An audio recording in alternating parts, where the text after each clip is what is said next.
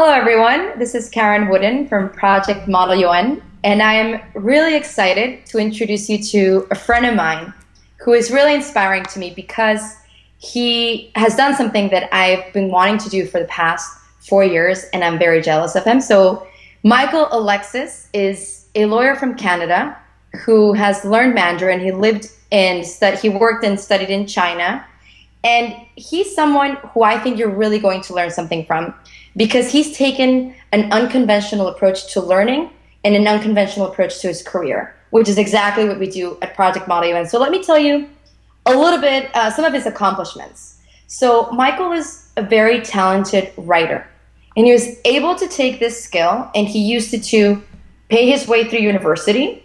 He used it to connect with people that he admired, which included top lawyers, it included multi-million-dollar business owners. And then he used the skill to also travel to China and just live there and have an amazing life there. So I'm really excited to introduce you to him and have him show you some of what he's learned. So Michael, thank you so much for joining us. Thanks for having me.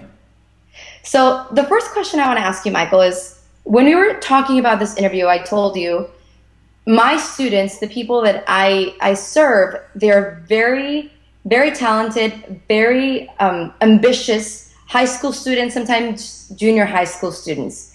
And I think that when we think about someone like you, you're a lawyer, you're in Canada, you're fluent in Mandarin, you lived in China, it's oftentimes intimidating to think about someone like that. We're like, oh my God, that's so far off into the future.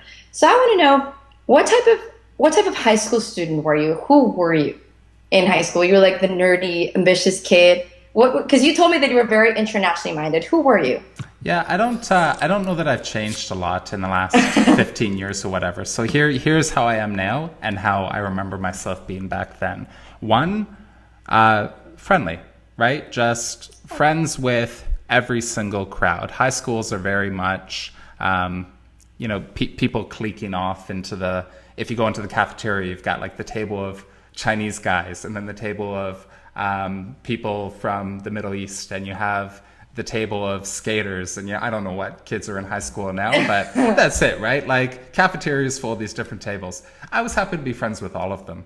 Okay. So nerdy, no. Good student, absolutely. I went to class, I paid attention, I raised my hand, I made sure I was engaged in learning. Did I do all of the work? No.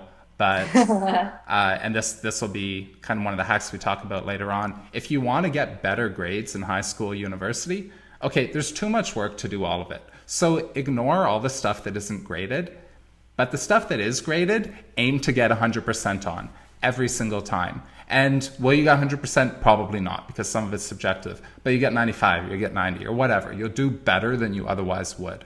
That applies to essays, projects, exams, etc. So I wasn't the best student, but I was a good student that got good enough grades to get me to that next step.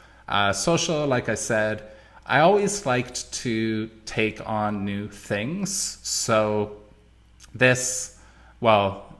school bleeding into university, but I taught myself how to make websites. What did I do? I went and got a book and for a couple of weeks just hung out in the library figuring it out. I was always, and still am, a very do-it-yourself kind of guy. There is stuff that I outsource now because it's not the best leverage of my time, but I really get a kick out of, what new skill can I learn now that's going to let me build it myself.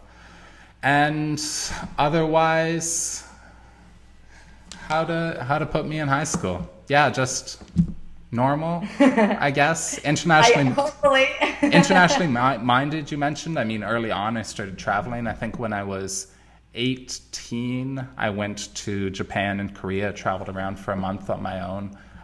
When I was 19, I went and backpacked around Europe, again, on my own. And since then, the major trips have been China. I've been there 3 times, about 2 years in total. Wow, so I really want to deconstruct. There's a lot of things that I want to touch on. So I want to start from what you said on focus on what is graded. And I love that because a lot of what I show my students, so they do Model United Nations, and it's a very complex activity. And I always tell them, you need to work smarter, not harder. So what you said about focus on what is graded, to me seems a fantastic way. Like, don't get overwhelmed. with all of the work. Just really focus on those things that are great and then do your best job there. And the second thing I wanted to touch on is you said that you're always taking on new things. So you taught yourself how to make websites. To me, that's I think of myself as somebody who likes to learn a lot of different things. But as soon as I start doing it, I'm like, oh my God, like it's too overwhelming. So and I'm sure a lot of the students who are listening now, they say that they want to learn new things, but it just seems really overwhelming. So how did you do it yourself? Like, did you create a timeline for yourself? Did you say, I'm going to do this for 1 week and then see how far I get? Was it a project-based thing? How did you do it? Yep. So should we break that down into the two parts? Talk about school first. Okay. Mm-hmm. More on how to be a good student that gets the best grades in all your classes.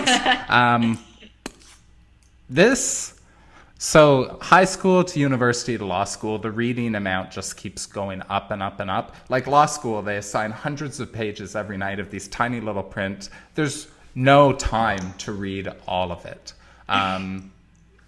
Some of it you do need for the assignments, be selective about it. As far as the other parts of school. So I said, like, go to class and listen. You hear that and you think, okay, well, I do go to class and listen. But no, let's go a step deeper. You go to class and you sit in the front row because now there's no distractions. It's just you and the teacher. And there's probably not too many laptops in high schools yet, but university, like most people, you sit at the back of the class one day, you see everyone with a laptop, they're watching Chinese dramas and they're on Facebook and they're playing Minecraft. These are like, okay, it's okay to do these things, but not in class because you're going to learn nothing. If you pay attention and you ask a question every now and then, learning skyrockets. If you can't bring your laptop to class without going on these things, leave your laptop at home. Okay, the thing everybody's going to say now is, oh, but I use it to take notes too. Well, take notes by hand, right? People who have lived for thousands of years have learned in universities for at least hundreds of years without laptops, and they did it better than you are now. So, like, don't sabotage yourself with this convenient technology. Here's another thing that I think is important and a little bit less tangible. So stress. Stress is a huge factor in performance. Tests, exams, etc. If you go in and you're in panic mode and you're all uptight about how you're going to do and you didn't study enough and blah, blah, blah, you're probably not going to do very well. Here's what I did. Every exam, and I've written a lot of them, high school, university, law school admissions, law school, bar exams. I've written more exams than anybody. I would study starting early on, and then towards the end, I would cram, right? Just stuff as much as you can the last couple of days because then it's going to be fresh in your mind. I would get a good sleep. I'd wake up early and have a power breakfast, right? Maybe go for a walk or whatever, a little bit of exercise. And then right before the exam, I'd listen to Another One Bites the Dust. And then I'd go in the exam and I'd kill it. I'd just be very comfortable, right? It was almost always a very good result.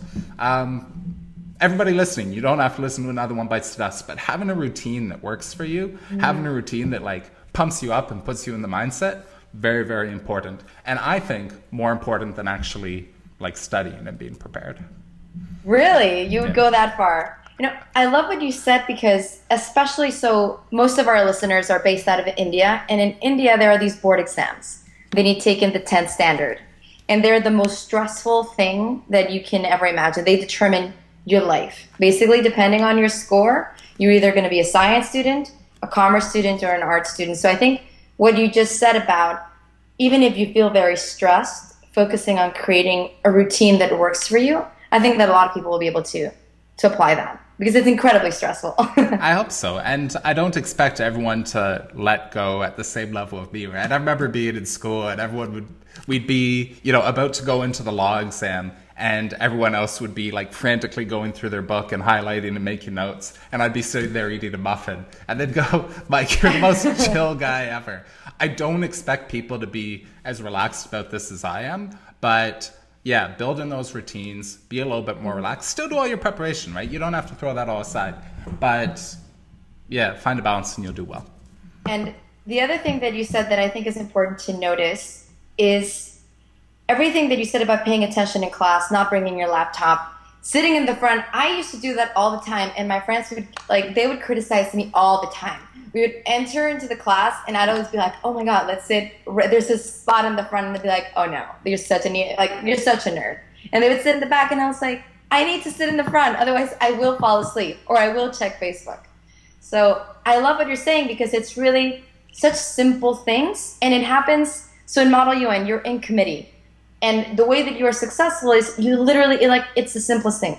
You listen to what people are saying, you ask intelligent questions, and you're following the conversation. And it's the same thing in class. But sometimes, even the simplest things, we just don't do them somehow, right? Good, so thank you for that. Now, on the second thing that I had asked you about, skills. How do you go about learning new skills and not getting overwhelmed?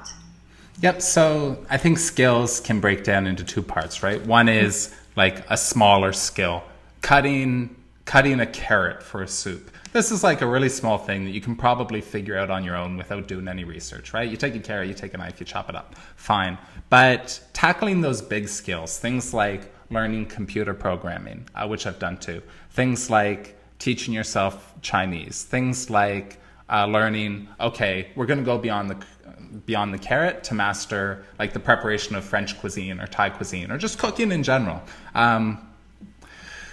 I use something I call front-loaded learning. So I commit to learning the basics, the foundation for whatever appropriate period of time. For coding, that meant going to the library, getting a book, and working through all the examples for 2 weeks. And then afterwards, I'll tell you. For cooking, I actually did a 6-month program learning in class. For Chinese, I had 8 months of undergrad in university where they taught, we'll go in depth on learning Chinese later because it deserves its own bit. But they taught like the basic grammar and pronunciation and this kind of thing. So front-loaded learning. Concentrate on just a really strong foundation for a short period of time and then give yourself permission to learn the rest over time, right? I've learned Chinese over years now.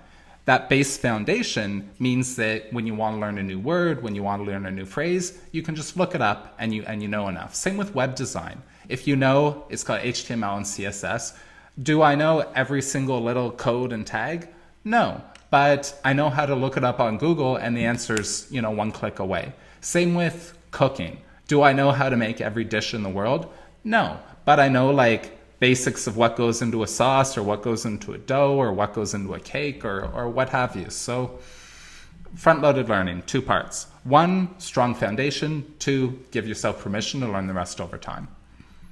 I love that because I know when I start something, I'm like, I want it to be perfect from the beginning. And I think a lot of people, especially, I know we'll get into languages, but with languages, if it's not perfect, you also feel you feel self-conscious about, I sound like an idiot right now. I don't want to practice, but then you need to practice, otherwise you're not going to get better. So tell me about, actually I'm curious about this, the psychology of learning, like what you said about giving yourself permission to take your time. I think that is very powerful. So how did you think about that? Because as top performers and really ambitious people, we want to be good at it like right away. And it's not always like that. Yeah, so this is something that I struggled with in the past, and I've only kind of come to accept over time. To put it a different way, like I've accepted that my first version is going to be terrible, but it's the only way I know to get to version number 2. That's more direct in some ways, like building something tangible. But same with Chinese, right? You're right. Like the first conversation I had was, okay, a little bit embarrassing. And then for the first 6 months or whatever, you wouldn't believe how many people in China have told me I'm cute, right? Like, okay, the lawyer from Canada is cute. Why? Because he speaks Chinese like a 6-year-old. But you get better, right? You continue over time. So the psychology of it, accepting that something isn't going to be perfect, you might just have to brute force. You might just have to put it out there. I mean, I think the other thing is this has happened to me. So I'm learning Hindi and I'm learning something. And a lot of times I'm just like, this is not worth it. Like learning this little verb right now, what's the point? Like, I don't see it adding up, right? So kind of taking, you're right, like maybe even the long-term approach, sometimes I would say, even if I would miss class so much, I'd say, even if I just learned one thing from this class, like I'm going to continue doing that. Yeah, and also be selective about what you are learning, right? I mean, you're right. Probably that one little verb isn't that important right now. But, if you focus on, I think with languages like nouns are so important. Learn as many nouns as you can. I think in the past, growing up in Canada, we start learning French in grade 2. So grade 2 to grade 9, I studied French. Can I speak French? No. Because every single year, we just learned how to conjugate verbs. Grammar is almost irrelevant. If you know nouns, you can communicate most of what you want to say. Will it be perfect? No. But nobody cares because language is about communication, not about being perfect.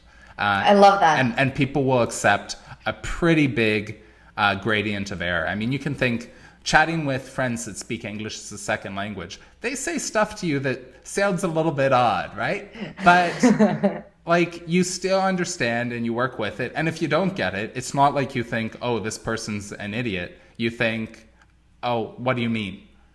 Right. And then they say it another way and you get through. It's the same when you talk to Chinese people. Either they get it in context or they will ask you what you mean. Right. Or actually, depending on the culture, sometimes they'll just go, and they have no idea what you're talking about. Like, yeah, you're right. And then and you're like, wait, answer my question. I love it. Yeah. No, I love that. So I want to shift gears a little bit to get into, so that was learning. I love those mindsets. I want to ask you, so one of the things that I admire about you and that I think that our listeners can learn about is you, at some point, and I'd like you to talk about this, you knew that you wanted to be a lawyer. So most people, when they're deciding what to study and what career they're going to get into, I don't even know how we get these ideas. We just kind of feel that it's what it meant to be, or our parents did it. And then we just kind of make a choice, a random choice about, I'm going to be a lawyer. But you took a very different approach to deciding what you were going to study. And then once you decided that you were going to study law, you took a very different approach to learning about the different types of law that happen. So can you walk us through that approach? Because I think it's really valuable and it can be applied to many fields. Yeah, so I decided I wanted to be a lawyer when I was 5 years old because I thought it would be really cool to drive a Jaguar. That's what you know when you're 5 years old. As well as like 5 other jobs, teacher and astronaut and fireman, and it's a pretty limited world. So you do learn more over time. I see so many people who try to plan for the future, 5 years, 10 years in the future, because that's what our teachers, our parents, etc., tell us to do. But, quite frankly, most of us are pretty bad at planning a week in advance. So I think having long-term goals is good, but again, accepting in this case that they're probably going to change. For me, it was all about, being in discovery mode. And for, all the different things that I did and tried over the years, it was, well, maybe I can reframe this. It's not, I'm starting my career as X. It's, I'm doing an experiment in X. Do I like it? How can I find out if this is something I'm going to want to do for a long time? With blogging, do I want to be a professional blogger? I interviewed Ramit Sethi, Neil Patel, Derek Halpern, etc., because who better to find out from? Plus, I got to learn about it. Plus, I got to pass that value on to other people. With law, before I finished up law school, I actually interviewed, I think, about a dozen lawyers, right? Corporate lawyers, criminal lawyers, human rights activist lawyers, and same deal, like informational interviews. What do you like about what do you do? What don't you like? What's the real deal here? Here's a huge misperception people have about law. Everyone thinks, I'm going to be a lawyer and I'm going to make a lot of money. Well, some lawyers do and some lawyers don't. A lot of them that do are really unhappy, right? They all said things to me, either privately or in the interviews that went public. Law isn't necessarily the thing for me, but I don't know what else I would do. Or, they get hooked on the money because they're 10 years in their career and they have a wife and kids and they are making six figures at least, and it's hard to walk away from that to start something else. So these are kind of the real insights you get when you go and talk to somebody. So can you break down that process a little bit? So you spoke about testing different things, and I want to get into that when you interviewed your heroes in the online marketing space. But specifically about these lawyers that you interviewed, to me it's amazing because a lot of people don't think about it, right? I want to be a lawyer, and then we just go and like study law, and then we become lawyers. And it is very rare that we think, okay, who is 5 years ahead of me or 10 years ahead of me? Let me ask them what being a lawyer is like, as opposed to what I think that it's like. And I think, first of all, that's a profound shift that you made. But once you decided to interview people, how did you do it? And I think you also have a very interesting story then later how you monetized it, right? Yeah. So, which I think is fantastic. So please tell us about it.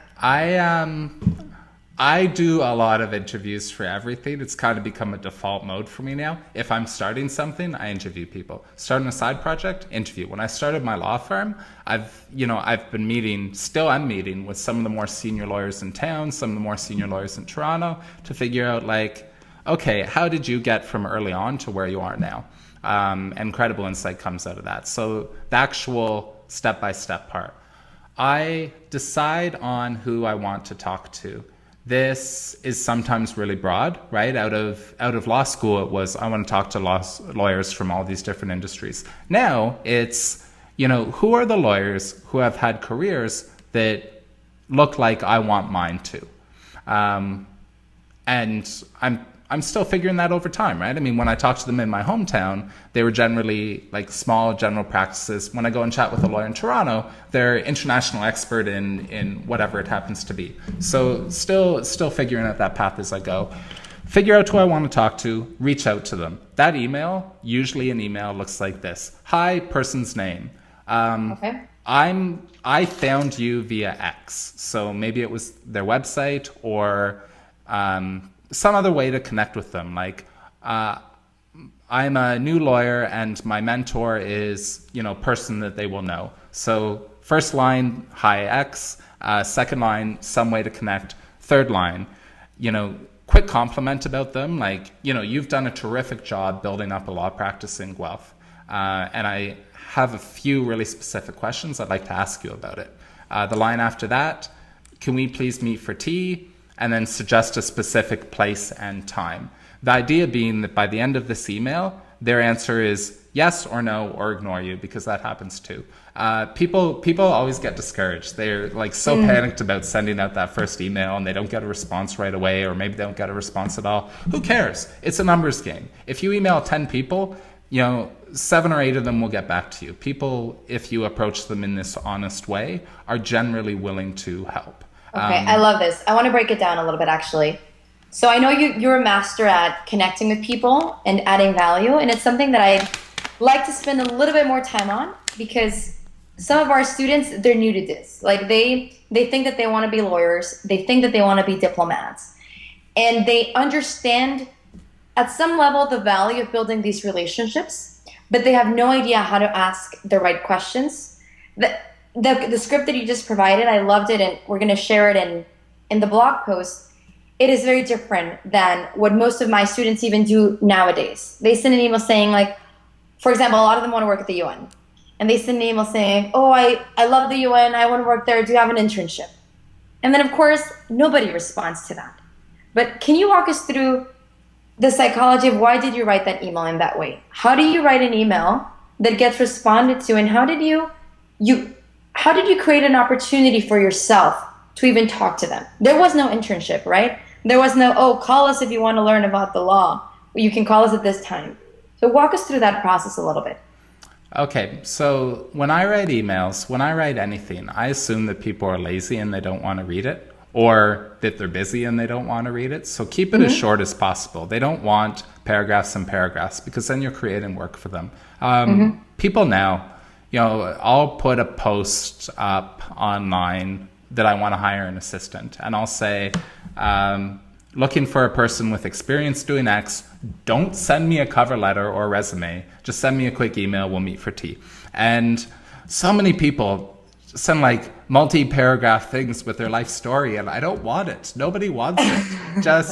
Just the facts, just enough meat to get your point across is huge, because then you're taking out the time factor, and then you need the compelling factor, which again is where you find some kind of tie-in, right? Like the lawyer from one of the first lawyers I met with, a couple of the lawyers I've met with were from the firm that I used to work at, the big firm that I started with. Of course, they're willing to sit down with, okay, like this guy worked with us and now he's starting out on his own. Like they remember starting out, being on their own, etc. It's a great connection. Other people, yeah, it was as simple as, you know, my mentor is this person, he recommended I chat with you. So give them a reason to talk to you. And I know that's kind of broad, flaky advice, but it's going to be so different for everybody. You know, if you want to connect with somebody at the UN, how would you reach them? I would start with, you know, don't go for the top guy, but also don't go for the lowest. Find somebody in the middle and say like, hey, I'm a student. I found you via the site. I noticed that, you know, you studied at X. Oh, I studied there too. You know, I would love to, maybe they don't live anywhere near you, ask you a few questions. Are you available for a quick phone call on June 12th at 10 a.m. Eastern? Thanks, bye. Right? And again, not everyone's going to respond, but somebody will. There's hundreds of mid-level people in the UN that will be able to get you. And then after you get that first call, one of the questions that you have for them is there anybody else in the organization you recommend that I speak to? Right? Asking referrals is it's kind of like the sales tactic of the century. We're not selling anything here other than ourselves. But now you can go email the second person and say, oh, person one recommended I speak with you. And there's more likely they're going to say yes. Fantastic. I love it. And one thing that I'm noticing from what you're saying is you're reaching out to these people and it's all about them. You're asking them questions about their career, what they like, even though maybe what you really want is you want an internship at the UN, or you want an internship at their company, you want a job, but you don't say that. How do you come across? What is your goal when you meet someone? Obviously, it's not just to get information, right? So can you break down that process for us? Okay, so how do you take it from meeting to getting that end goal you actually want? Exactly. What do you do? How do you come up with good questions? What is your goal? So presumably for me, the goal would be to come across as incredibly knowledgeable, you know, having done my research about them, and then be memorable to them so that when an opportunity comes along, then they know that they're referred for that. So okay. How would you do that? So yes, go and be extremely knowledgeable, do your research, come up with 10 questions, try to answer them all yourself. And if you can answer them really easily, delete them, put them to the bottom and start over. Come up with like really, really, really good questions. Show that you've thought about it. And when you have a conversation with somebody and you know, okay, if you come across as the person that just like called them and didn't really think about it, that's going to show. If you come across as the person that speaks their language and knows like the next 2 or 3 things are going to happen, that shows too.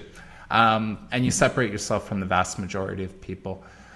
As far as getting towards the goal of an internship, the first conversation, don't make it about that at all, right? Make it about learning. All you care about is learning.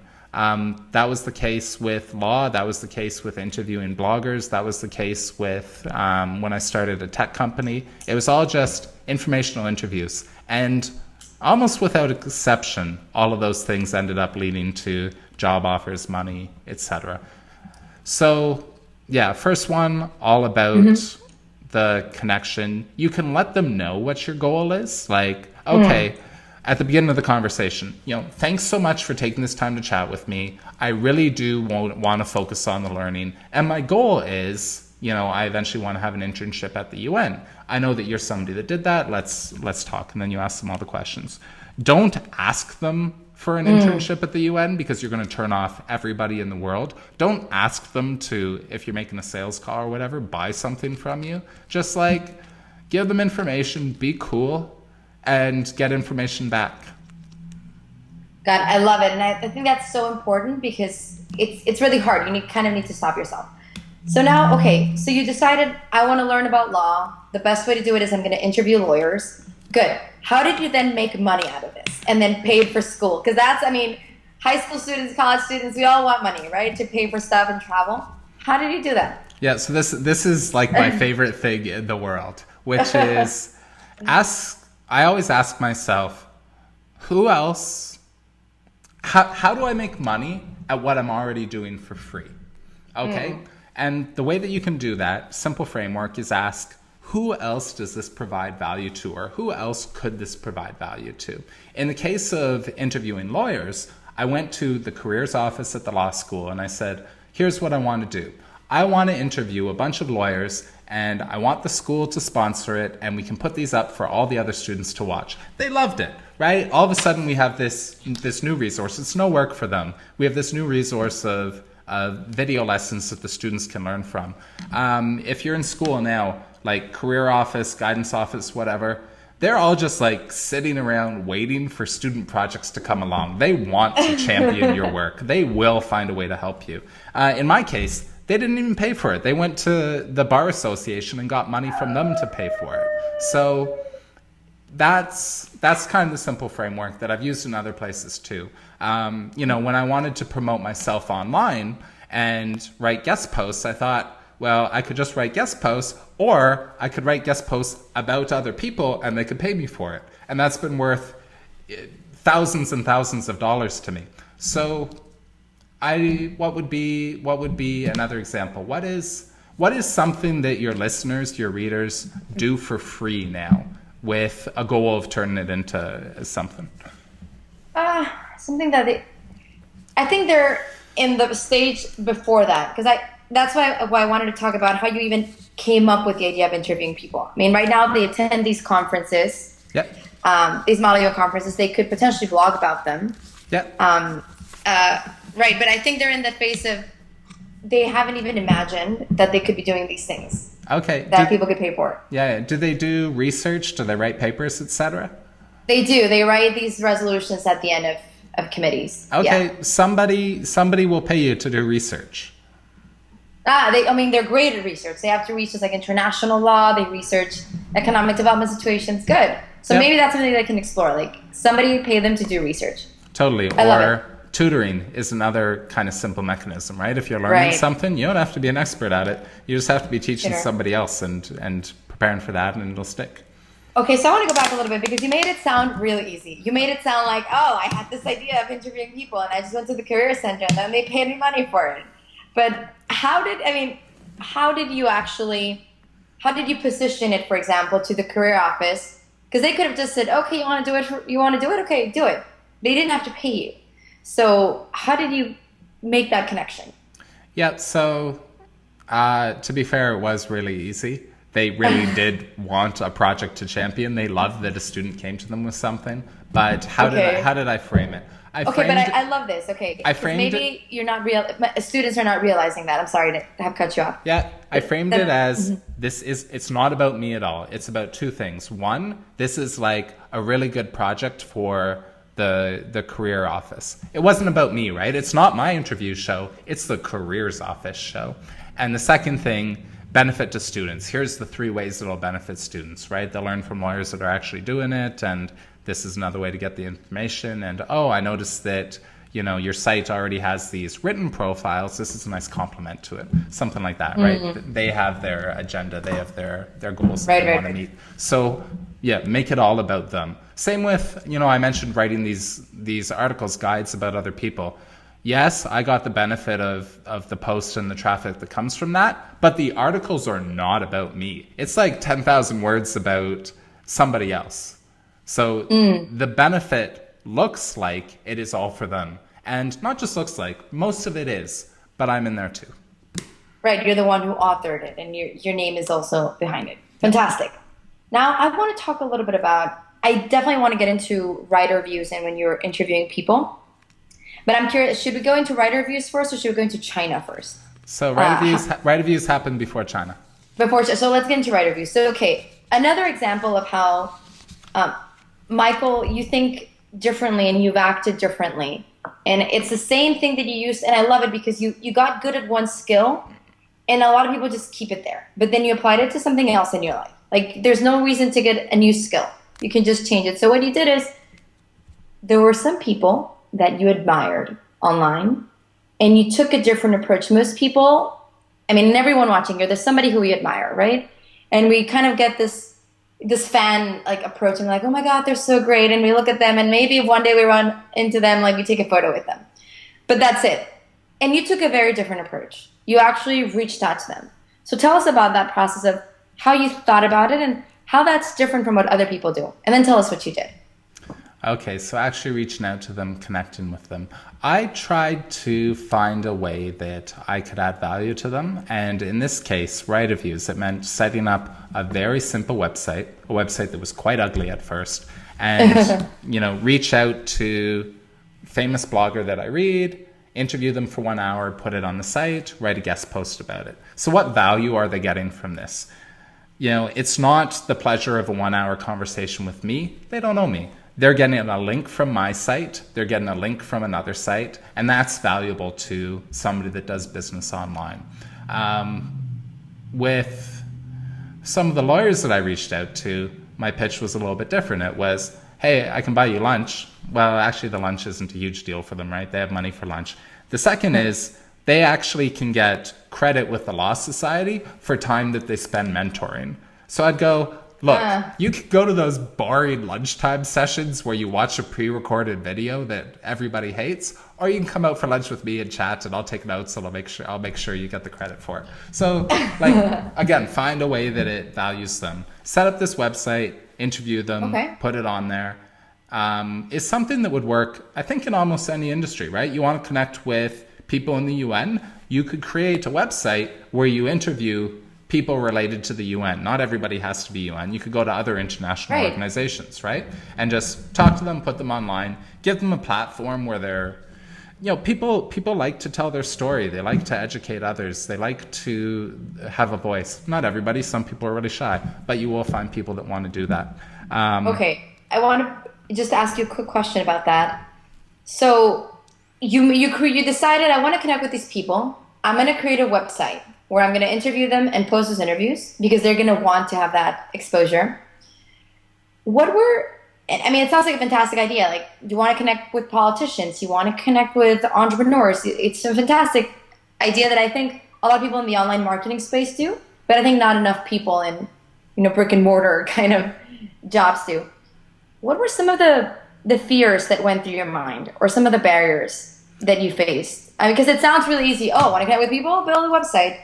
But I'm sure there must have been something. Why do more people not do it? I was really nervous the first time I got on the call to do an interview. The first interview I did for Write Reviews was with a guy named Trent Han. He has a personal finance site called The Simple Dollar. And I remember the butterflies in the stomach and, handshaking. And you get on the call and you do the first couple minutes and that goes away over time. In subsequent interviews, it got a lot easier until I interviewed Ramit. When I got on the first call with Ramit Sethi, IWillTeachYouBeRich.com, I was nervous because he's somebody that I really look up to now. And just for our viewers, so Ramit Sethi, he wrote a New York Times best-selling book. He has a blog that is very, very, very popular, and through that, he runs a multi-million-dollar business. So you looked up to him. Go on. Yeah. So I'm nervous about that one too, but again, just pushing yourself through it, forcing yourself through in it, making commitments. Okay, so pressing a send button is relatively easy. Getting it scheduled is relatively easy. And if something's scheduled, I'm definitely going to show up. And I'm definitely going to record it. And if this person spent an hour with you because you've told them you're going to post it online, you better post it online. Yeah, so creating accountability, creating external factors to push you through the kind of negative chatter and the butterflies. Okay, I love this that you said the negative chatter, because I actually want to get a little bit into that, because I know that you were in this program True Mind with Andrew Warner, and it's what I'm going to say is my very surface level understanding, but it's about this negative chatter that we all have, right? So people who are listening to this, in Model UN, when you winning the top award is being best delegate. That's like what we call that, right? They want to be best delegate, or they want to get into a top university, or they want to get a top internship. They want to do great things, but there's always this chatter of like, oh, I'm not good enough, or oh, I'm not that type of person. And I know that you struggled with that as well. So I was wondering if you could walk us through the process that you've used and that people listening to us right now can use to deconstruct those mental barriers. Yeah, let's go through the process, and I'll give you a specific example that applies to me. So process looks like this. 1, set a specific goal. Yeah, it's becoming the award-winning delegate, or it's starting a business, or it's networking, connecting with more people. It can be really, really big, or it can be really, really small. The next step is to write down on a piece of paper, just list form, all the negative chatter that comes to mind. You gave the examples of, oh, I'm not good enough to be the top delegate, or, oh, that would take too much work, I just don't have time for it. There's like so much that circles around in our mind, and putting it down on paper sounds so simple, but it's actually like a really powerful and therapeutic process. Now it's on paper. Now it's tangible. A lot of people find even in that step that it's like this huge release of pressure. So step 1, set goal. Step 2, list off the negative chatter. Step 3, question them one by one. So the questions are, is it true? Is it helpful? Is it wanted? So if I am going to be the top delegate, then I have to, my grades are going to suffer. Is it true? Probably not. Is it helpful? No. Is it wanted? No. Okay, you can throw that one out the door. Other things are really interesting. Like one of mine was, I'm not as decisive as, again, Ramit Sethi, or I'm not the visionary that Elon Musk is. Is it true? Absolutely. Does it matter? No, because I have all these other qualities that they don't have, and it all bounces out, and I'm on my own path, etc. I'll go back into my specific example after. So you're questioning them one by one. Once you've done that, list off positive statements that counter the negative chatter. So it doesn't have to be a direct word for word opposite, but for example, this is one that applies to me. I don't need to sleep. I'm going to stay up and finish this. The positive form of that is, sleep and exercise and good diet are the foundation of being productive, right? These are what are going to allow me to get somewhere over time. So replace them with the positive statements. Final phase is boil it down to one clear, short statement and repeat it day after day. So True Mind actually comes along with these little wooden bracelets, and Andrew suggests, right, one by one, say my positive statement until you're all the way around the ring. I mean, it's just a tool, but it's really helpful. It's a constant reminder. It's always here. You can do it before. I love it. You can do it before you go to bed at night. You can do it while you're eating breakfast. You can do it when you're on the bus. Whatever. Just it's on your wrist. You remember, do it. Here's a few specific examples. One of the guys in the group, he had a really, really short one. He just said, connect, because his goal was to network. His goal was to connect with more people. And whenever he was in these social situations, he'd get nervous about it. So connect was enough of a boost to get him to at least start talking to the person. Now, let me walk you through the whole arc, the whole process for me. When I went through it the first time, my goal was start a business that makes X number of dollars in X period of time. And I had a lot of insecurities about it. So, for example, looking at friends who have taken safe jobs and who are getting married and having kids and like relatively simple, easy life. So the negative chatter was something like, if I do this, I'm missing out on that. And again, comparing myself to Ramit, he's, decisive and extraordinary in so many ways. Right. Elon Musk. So I think 3 out of 5 were comparing myself to other people, and then the other 2 were something else. So when I challenge those, like I said, some of them are true, some of them are not. And go into the positive statements, I replace them with things like, I care about X. So my priority is having a successful business so that I can do charity work later on. My priority is not, have a family, kids, etc. Or, I'm on my own path. Eventually what it turned into with my one concrete positive statement was, I am my own success story. And that was acknowledging that, like, okay, first of all, I've been successful at a lot of things in the past, and I expect that to continue. And by calling it, my own story, it kind of reframed it in my mind as, my own path. There's no need to compare to anybody else. It doesn't matter how they've defined success. It doesn't matter how they've achieved success, because I'll find my own way to do it. That was hugely, hugely liberating.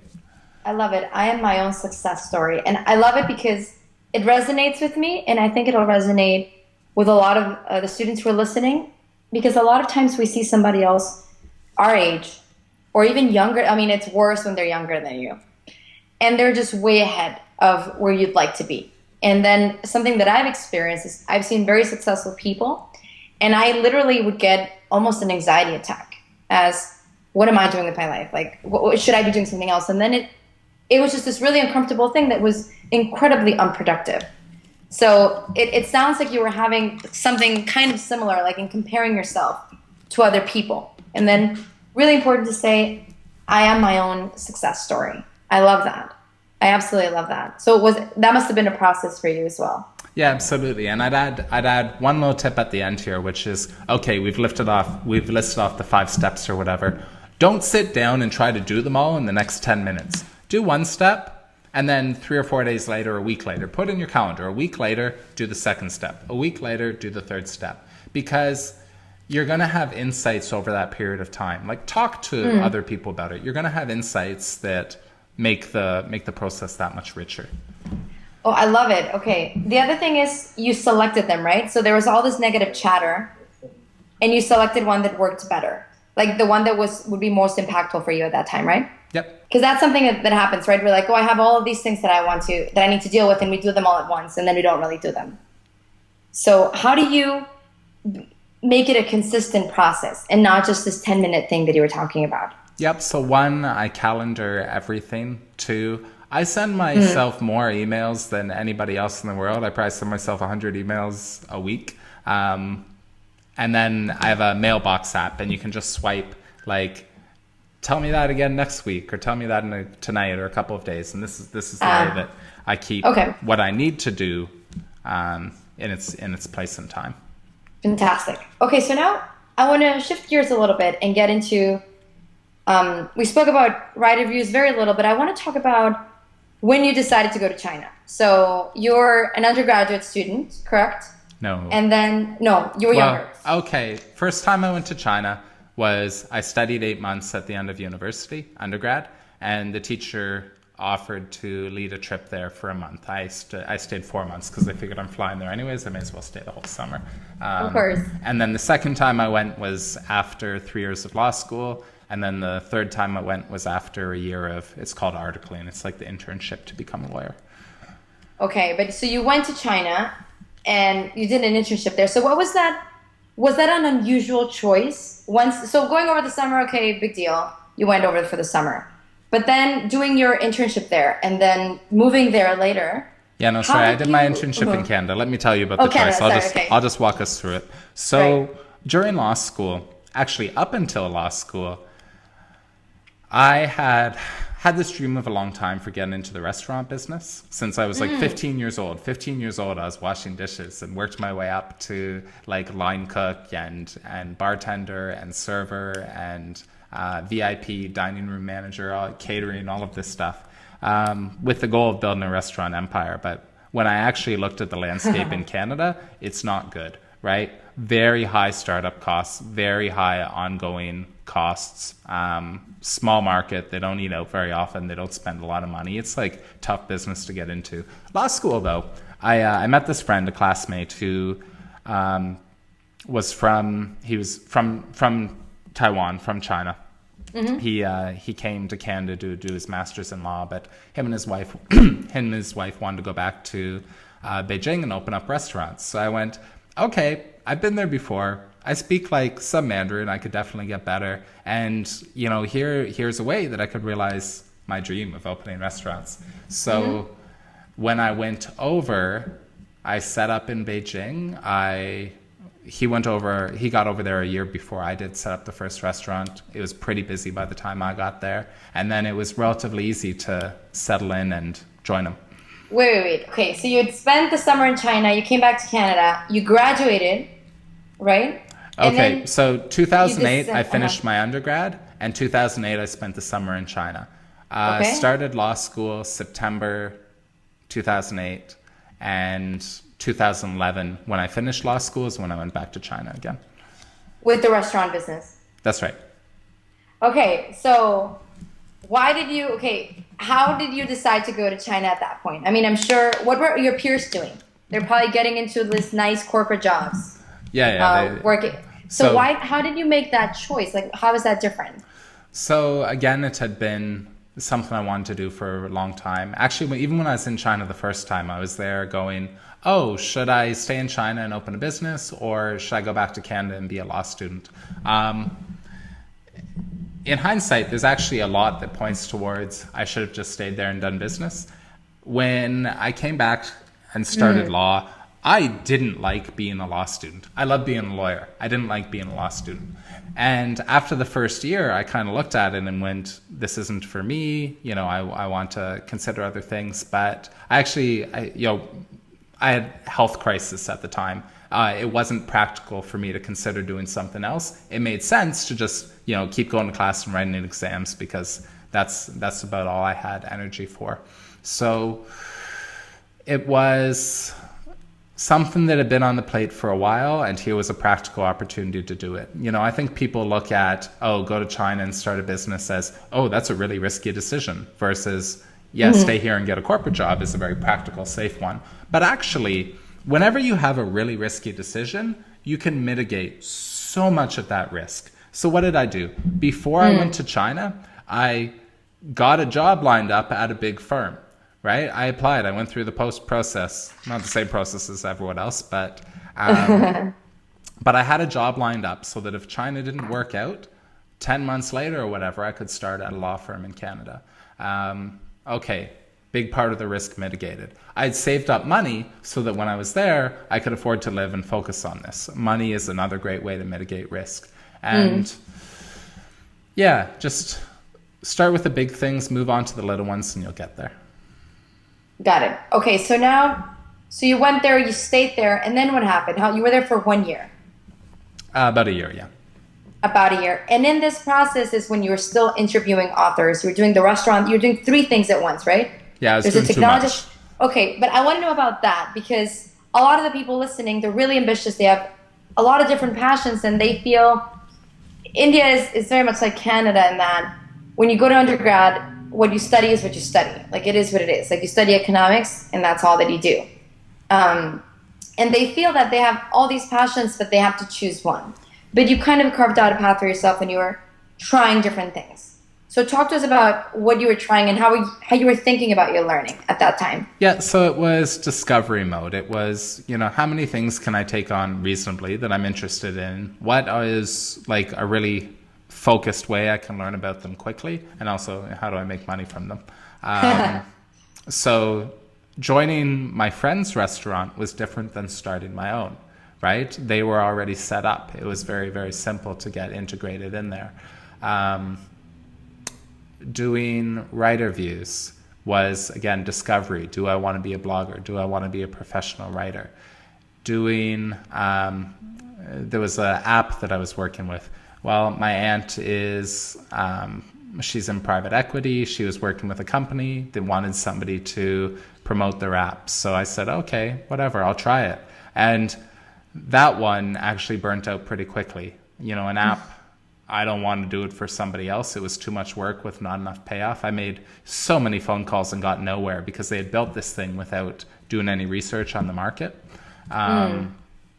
So that one was the one that died first. Writer views eventually died because of the technology was a pain in China.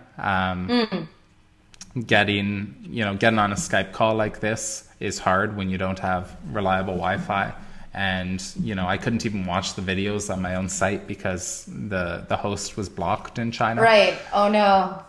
And also, writer views led to paid freelancing work. And then it became more, all of a sudden I could learn about being a writer and be paid pretty well to do it at the same time. So writer views died for a lot of reasons. The restaurant just ran out of time.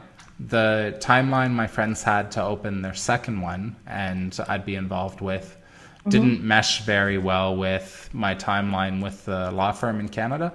And I made the decision that, I can always go back and do the restaurant. I already have this job lined up. I'm going to go work for a year in Canada and finish off my license, and then I can go.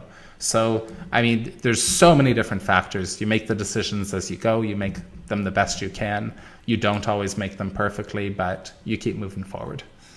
No, I love it. And okay, so I want to talk about, you said that this writing turned into paid work. I want to talk about that transition because, at some point your restaurant job was gone and you were supporting yourself basically on your freelance income, right? As a writer. Yeah. A lot of people want to go abroad and they're like, oh, but I don't have any money. Like, what are people going to pay me for? And you were able to do that successfully. So I want to know, how did you turn from writing or interviewing people? How did that turn into paid work? Yep. I have really specific advice about freelancing, which maybe we can push off a little bit further. And I'll tell you about my experience doing it, which is relatively unique. So I was doing all these interviews with, successful writers, bloggers, etc. And I would interview them and then I'd write an article about it. So first time I interviewed Ramit, interviewed him, put it on my site, wrote an article and put it on the site's called problogger.net. And so it wasn't just the interview. It was the interview, the transcript, and an article about what you would learn? And then write an article about it, exactly. Okay. Which, besides, this is another way, provides value to other people, also huge value to you. If you talk to somebody for an hour, you learn a lot. If you go back and listen to that conversation multiple times and you write an article, how-to article about it, you learn it so much better. So I did that. A few months later, Ramit was releasing his dream job program, and he reached out to me and he said, hey, can we please do another interview and you write another article about it? And I said, yeah, of course, I'd love to. So did it again, put up the article. It turned out to be a very popular one online. It was a very, very long article. If your readers want to Google it, it's called Ramit Sethi Exposed, How He Earns Millions Blogging.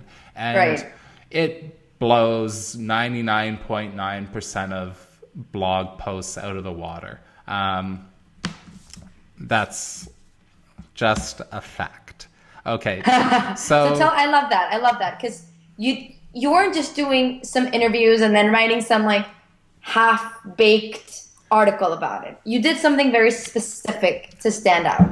Yeah. So I wrote, it's I forget how many words it is, but it's 10,000 words. It has a table of contents. It has all your lawyer training came into play there. Yeah, it has sections in it that are longer than most guest posts. And extraordinary detail. There's no fluff here. It's very, very good. To the point where you could sell this thing as a product, right? If people paid money for this, they'd be getting good value. So what actually happened then? Ramit had seen my work, right? He knew that I was a good writer. That's important to him, technical competence.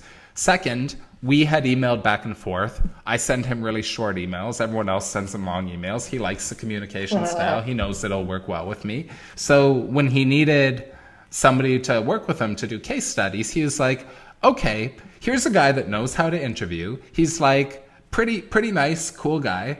And he's a good writer too. It's perfect. So he actually reached out to me and said, hey, Michael, do you want to work with me doing, XYZ? We jumped on a call and we figured it out from there. So that's actually something I'm quite proud of. There's a lot of people who would, when Ramit puts out a job posting, hundreds, if not thousands of applicants. But even though those were accessible to him, he reached out to me. Why? Again, what I just told you. He had seen my work. It was good. And, communication style all works out. I love it. I want to ask you something about, Ramit is somebody that you admired, and I know you still do. How do you have a negotiation conversation with somebody you admire? How did that, because then you grew, right? You told me a certain rate an hour, and then you skyrocketed your rates. How do you do that with somebody who you have kind of this admiration Yep. for? So raising rates with an existing client is very, very difficult. And I'm not going to sit here and say I'm an expert at it, right? There's probably better sources. So usually when I was raising my rates, it was with new clients that don't know what you've charged in the past. And Okay. you get there by having great referral sources and testimonials, etc. You know, for example, okay, first conversation with Ramit, he asked me to do this work, and then he said, you know, what do you usually charge? At that time, I hadn't done a lot of freelancing in the past. I had done like a random website here or there. I'd done a little bit of like random tutoring and stuff, but not this consistent work. I didn't know how to bill for it. So my response to him was, well, you know what you've paid for these in the past. Let's just use that as a base rate. That's not good negotiations because it puts all the power in the client's hand. But it worked out well, and Ramit's a smart guy. He didn't try to lowball me because he knows that if you lowball somebody, they're not going to stick around very long, right? So it worked out anyways. For other people, I think you'd need to be a little bit more assertive and a little bit more knowing your value in approaching these conversations, right? Most clients are not as sophisticated as Ramit. So look at the work you're doing. Start at, like, say $50 an hour. Start at a number that makes you go, oh yeah, that's a little bit high, but actually it's not, I'm worth it. it's not phenomenally high. Yeah, as a starting point. And then, Got it. I love it. And then negotiating, moving it upwards, just give them lots of heads up, right? Don't spring this decision on somebody. Don't make it an ultimatum. Just, hey, you know, this is what's happening in my business. I'm planning to raise my rates in a couple of months to, you know, make sure I can cover X, Y, Z and keep doing terrific work from you. I'll follow up then. And then Okay, good. Yeah. So you kind of tell them beforehand, and then you work up to that. Got it. Yeah. Now, I want to ask you just one last question about freelancing, and then I want to get into learning Mandarin. Did you ever think of it? You have really high-profile clients. Were you ever thinking? Did you have like a target list of I want to work with these 5 people, or was it more organic, or were you ever like on business growth mode? Most clients reached out to me when I was freelancing. I was also traveling, and I was also doing the thing with the restaurant. And then when I came back to Canada, I was doing the articling as a law student. All of these are like full-time jobs. I didn't need the writing to grow. Having, you know, a few clients at a time was enough, and recurring work. So target list of people that I wanted to work for, no. But other people did reach out to me, right? After I wrote the initial article about Ramit, Derek Halpern sent me an email that said, dude, how do I get you to write articles like this about my business? Okay, he became a client. Same with others. So I think if you were going to be intentional about growth, look for people who are related or similar to your existing clients. If you have one good client, there's hundreds, if not thousands, of other people like them in the world. If there's people that they're connected to, you can get referrals. Again, referrals are like the easiest way to make a sale in the world because you come with credibility. Yeah. I love it. I love it because you did a really, really good job, and then people started reaching out to you. And I think that's a very fortunate position to be in. Totally. Wonderful.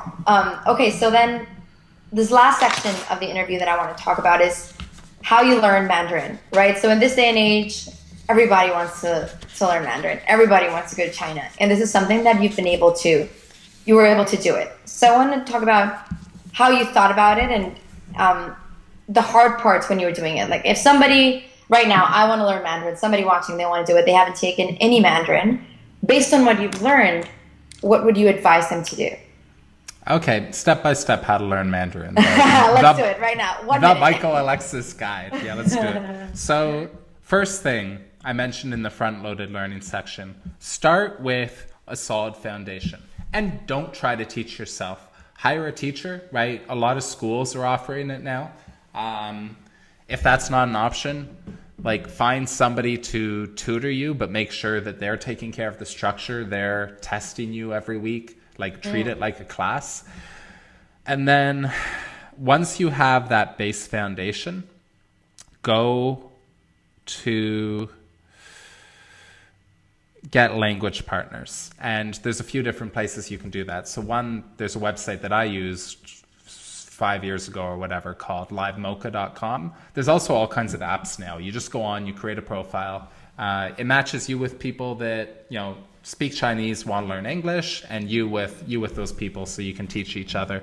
Language partners are like not the best way to learn because, again, they want to spend a lot of time learning English, but it gives you a natural language component that reading out of a textbook never can, right? You learn how people actually speak. For example, you know, you read a textbook and the English version of it would be, hello, how do you do today?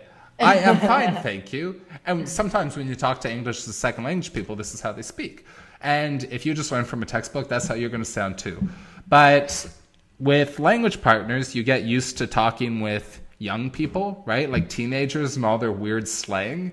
And you get used to talking to professionals, like there's teachers, etc., that use these things. You get used to dialects. Dialects are a huge thing. Accents that, if you're listening to the audio cassette that came with your book, it's all perfect and easy to understand. Versus, you know, when you actually go and hang out on the streets of China and are trying to negotiate with a vendor, they sound nothing like the book. So, all right, step one was get a formal teacher, learn. Step two is get a language partner from one of these tools that I mentioned. Step three, go live in China. There is no better way to learn the language than to immerse yourself and to Beijing, Shanghai, Guangzhou, these are places that people usually go, big cities on the East Coast. No, you can't go to those places because almost everybody speaks English. And you're going to make friends that speak English, and you're going to go to businesses that speak English, and you're not going to learn anything. So you have to go somewhere more remote. If you go to Western China, if you go to Southern China, you can find places where you're like the only English-speaking person in the city. That was me. So, full immersion, you're forced to use it in every conversation. Yes, it becomes difficult to check into a hotel. Yes, it becomes, difficult to get a meal, but you have to learn it if you want to eat. When I went over to China the first time, I thought I was so cool because, I speak Chinese. I know how to say 我会中文. I can speak Chinese. But I went to a restaurant and I realized all I knew how to say was like banana and rice, and I wasn't going to eat very well. So I actually got cheated on the first meal. They charged me, $4 or $5 for a bowl of water with like 2 noodles and a carrot in it. It was ridiculous. But after that, I went home and I got the dictionary and I learned, here's a list of all the meat. Here's a list of all the vegetables. Here's a list of all the noodles. And the next time I went to a restaurant, I was in much better shape to do it. It's still hard because when you look at a menu, it doesn't say chicken and onions. It's like how we have fancy names for something, right? What's an example? I don't know, like cordon bleu, whatever. Yeah, this kind of thing, right? They're all named after some city or a person or whatever. But dark Belgian chocolate cake, and you're like, what? Yeah. You learn it over time. So forcing yourself into it. Same with train tickets. Okay, better learn the train ticket conversation, better learn the hotel conversation, and then immersing yourself, going somewhere. Make friends that don't speak English. And by don't speak English, I mean literally, they know less than 10 words. It's like, hello, thank you, goodbye, that's it. Because if they speak more than that, you're going to be lazy and you're going to default to English. And this goes to the next step, which is, if it's possible for you, get a boyfriend or girlfriend that speaks Mandarin. There was 2 months that I lived in southern China, and I dated a girl for about 6 weeks of those. I love and this. She didn't speak a word of English. And that was perfect because this girl, she talked a lot. She talked to me a lot. She talked in Mandarin all the time, and her pronunciation was clear and good.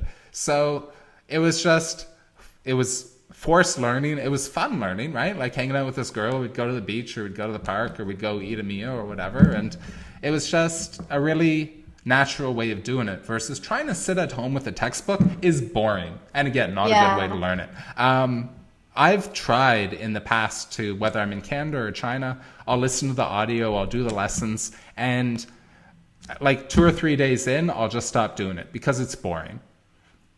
Yeah. So force yourself into immersion. And the last thing is Chinese.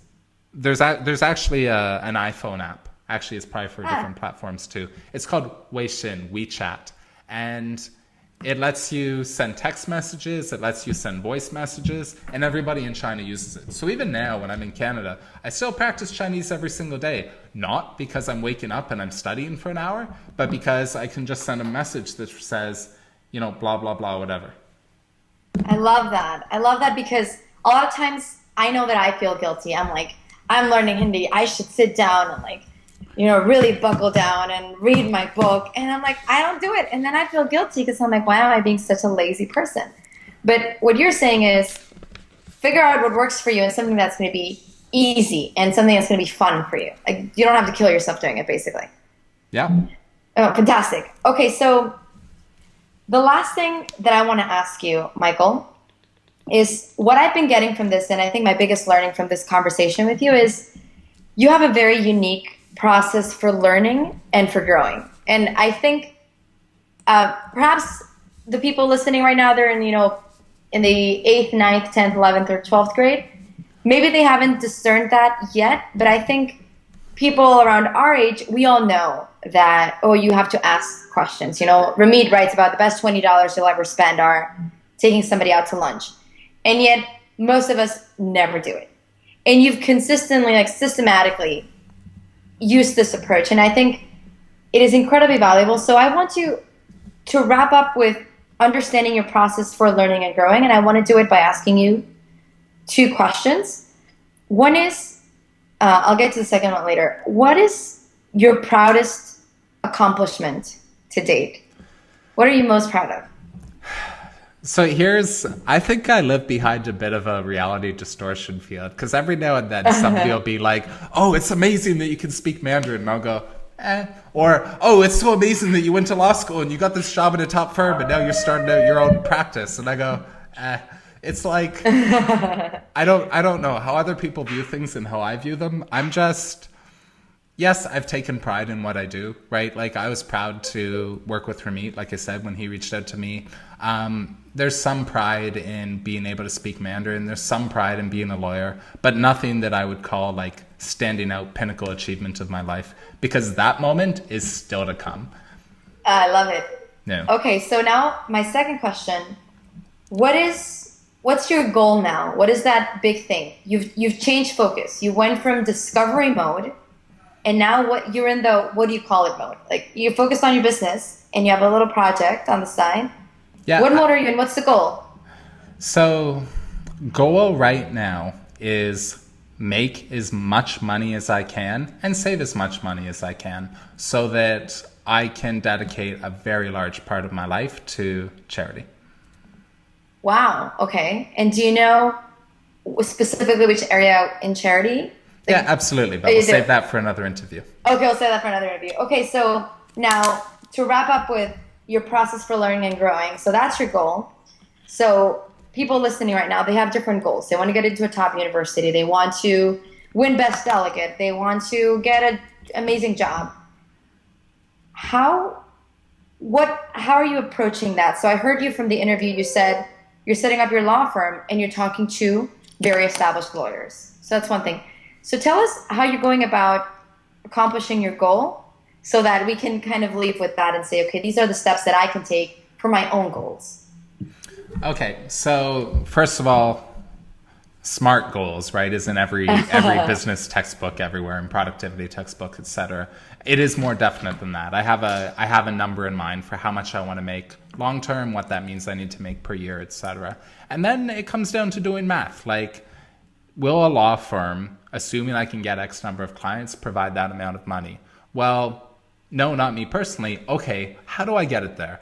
Well, if I hire a second person, 2, 3, 4 people, actually, 4 lawyers working reasonable hours a week, charging reasonable rates, can generate $1 million a year after costs and taxes, etc. That's the kind of math, that's the kind of thinking I do to break down a big goal. As far as getting there, I wake up every morning with fire in my belly. I wake up to work and I love it. Prioritize what I want to work on and care about. Here's an example. So we had the long weekend earlier last month, and of course somebody says, "Oh, Michael, do you want to go to the cottage with us for the weekend?" I would love to go to the cottage. I think sitting on the deck and drinking beers and fishing with my buddies would be a very good time, but that's like 0 steps, 0 progress towards my goal. So I chose to stay in Guelph and I chose to work on it incrementally. That one weekend isn't going to make a big difference, but something comes up pretty much every weekend. And keeping those incremental things from becoming big distractions, I think is what's so important. One of the questions that you asked me before the interview was about money, and if we have time, I'd love to go on a rant about money too. Please.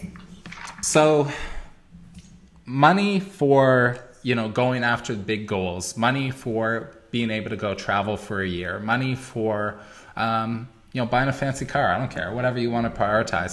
There's 3 things that I recommend for going about it. One is freelancing. Freelancing, if you can get clients, is a very good return on your time.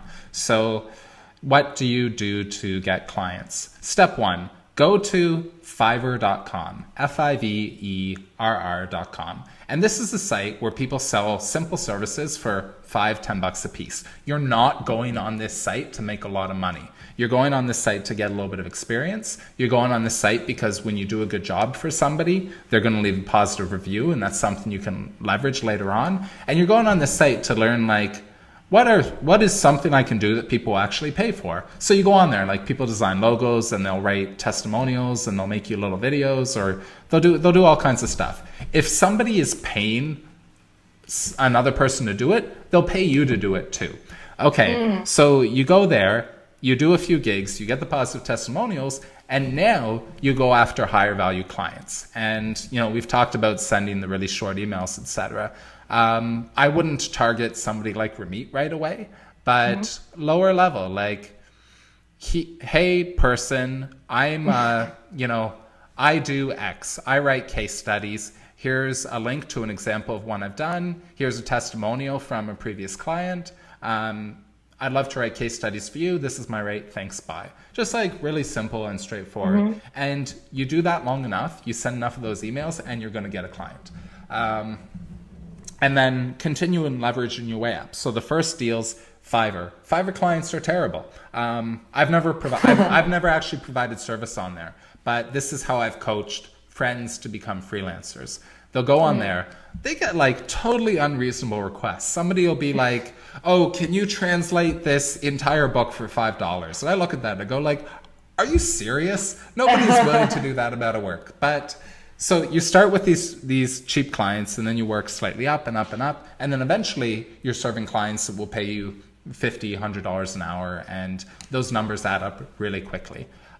Because when you go, going back to the travel example, you want to go live overseas. Beijing's expensive, Shanghai's expensive, capital cities are expensive, but you go live somewhere remote and your apartment is $100 a month. If you're charging $100 an hour, you work for a week and you can pay for your apartment for the entire year, right? And then you work. That's amazing. And then you work for another week and you can pay for your food for an entire year. And you work for another week and you've got money to do whatever. So freelancing is high leverage on your time, again, as long as you figure out how to get clients. And it's ideal because if it's something you're doing online, you can do it anywhere, right? I mean, some client work, I've done the most ridiculous places. I'd be on a 20-hour train ride from one city to another one in Western China, and I'd be sitting there on my iPhone writing out an article for a client. Totally ridiculous, but they don't care. They just want the final result. And I was making more than enough money to pay for my train ride, to pay for the hotels wherever I was arriving, to pay this kind of thing. So, I mean, save up some money before you go and then keep working while you're there. Another amazing. rant about money. Be ruthless about cutting costs. And a lot of people, I think, know this intuitively, right? Like, if you save money, then you can spend it on something else. Okay, but how do you really truly be ruthless about costs and prioritize? Here are things that I've cut out in the past. Most of the time in Canada, I didn't have a cell phone. I have one now because a lawyer has to have a cell phone. But in the past when I was a university student, you wouldn't believe how many conversations I had with people where they were like, "What do you mean you don't have a phone?" I go, it's just not important to me. And they'll get in touch with you by email, and you can call them using Skype, which is pay as you go. And all of a sudden your phone bill is like $25 a year versus $850, right? This is huge. And everybody listening to this is going, "Oh, I can't live without my phone. That's important to me." Again, people have lived for thousands of years without phones. You can do it too. So you're choosing what to prioritize on. And that's fine. If the phone's that important to you, keep it. Here's another thing, like restaurants, bars, etc. All of this stuff adds up really, really, really quickly. And it's, again, examples of incremental things adding up. Okay, go to the restaurant, spend $10, $15, $20. Not a big deal. Go there 2, 3, 4 times a week, and all of a sudden you're talking about $100 a week, $400 a month, $5,000 a year. $5,000 a year goes very far in China, right? That's more than most Chinese people earn in a year.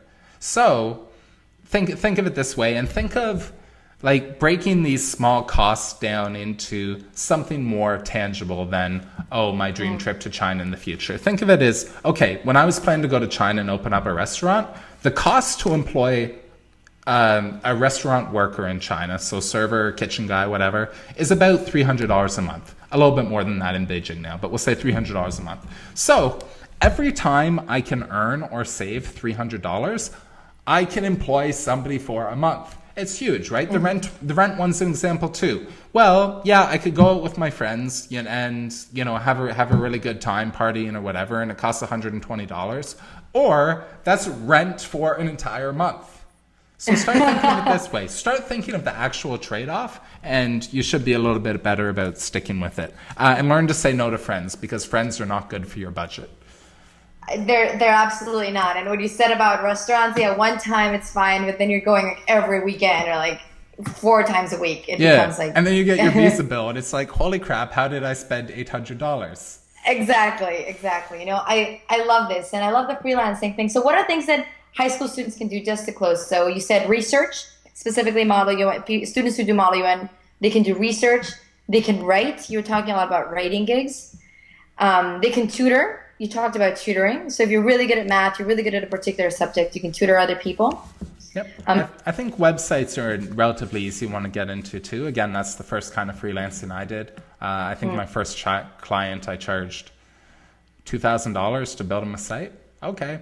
That's pretty good money. People are intimidated by technology, and you don't have to learn very much to get past that curve. So if you're learning anything like website design, coding, whatever, here's what I recommend. There's a book called Head First. Head First, HTML and CSS. Head First, PHP. Start with the HTML, CSS one, learn the basics, and then go play around. You can set up a WordPress site, like some ridiculous amount, like 25% of sites online are built on WordPress. And once you can do that, you can set up a website in like 15 minutes, and you can make it pretty in like a few hours. And there are a lot of people out there that need websites. Not all of them will pay you well, right? Go on Craigslist, go on Kijiji, and you're going to get cheap people who don't want to pay you a lot of money. But starting out, that's okay. Just build them a site, get $150, get paid up front because you don't want to get screwed for people not paying you. And then again, leverage your way up. So web design is a good one. Okay. Other things that, well, once you become better at something, kind of like tutoring, but coaching, right? Coaching or consulting, giving advice. Everything from... That sounds hard. Consulting, to me, I hear it and I'm like, oh. Yeah, it's higher level because people expect you to be very, very, very good at what you do. So, okay, that's something later on. If you're a high school student, you can paint people's houses. right? You can clean people's offices. Any of these things are actually like relatively easy money. So anybody that has an office probably needs it cleaned. Offer to clean it the first time for, if it's a small office, like $20. And then all of a sudden it's a weekly gig and you can give them a proper quote and it's actually $50 per week. And again, that adds up over time, $200 a month. And then you do 2 or 3 offices and you're making $600 a month. And actually that's pretty good for side freelance income. Very cool. Very cool. I love it. So we've learned about how to acquire new skills. You spoke about front-loading learning, committing to a small amount. We've learned about how you can learn and how you can grow, which is by interviewing people who've already been there and done that and really committing to that, maybe creating a platform like a blog. You talked to us about how to learn Mandarin and then money, and I loved it, how to be ruthless. Is there anything else that you'd like to talk about that we've missed out on that you had in your notes and you were very passionate about? I know, I've got like 5 pages of notes here and I haven't been checking them off as we go. So, okay, we talked about this. We talked about that, about becoming a lawyer. Okay, more about becoming a lawyer. I think this is really important. Like you said, a lot of people involved with the Model UN, et cetera, they have this idea that there'll be lawyers, politicians, et cetera, in the future, which is great. But, okay, don't become a lawyer because you think you're going to make a lot of money, right? I listen to that over and over and over and over again because it's not easy money. You're going to work much harder to be a successful lawyer than you would to be a successful, house cleaning business or the office cleaning thing that I just said. Because a lot of school, a lot of debt, okay, maybe your parents are paying for it and you don't have that problem, but I took on debt to go to law school. I finished. I, paid my way through, etc. And then becoming a lawyer, you're entering a saturated market. You're entering a market where there's a lot of really smart people. It's hard. So don't do it for the money. Do it because being a lawyer is like something that you'd just intrinsic value or you see as a prerequisite for becoming something else. Like you really want to become a judge or whatever. I don't know. But don't do it for the money. Okay, that's important. And I think it applies to many other things, right? A lot of people want to be politicians. They feel that they want to do it for the power or for the money. And I think the message behind that is figure out what you think that politicians have a lot of power, that lawyers have a lot of money. Okay, go talk to them and figure out, is that actually true? If it's true, what does it take to get to that level? And then is that something that you want for yourself? Right? That's something we can use to apply to many different areas. Totally. Wonderful. Well, Michael, thank you so much for taking the time to do this interview with us. I'm sure we've learned a lot, and I'll send you, of course, the link. If they want to connect with you, they want to learn more about you, where can we direct them to? Yeah, michaelalexis.com if they want to sign up for the emails. And if they want to skip that, michaelalexis.com/welcome. Okay, so michaelalexis.com, I'll make sure to link to that. Michael, thank you so much again for doing this interview. I really appreciate it. My pleasure. And all the best with building your business now. Thank you.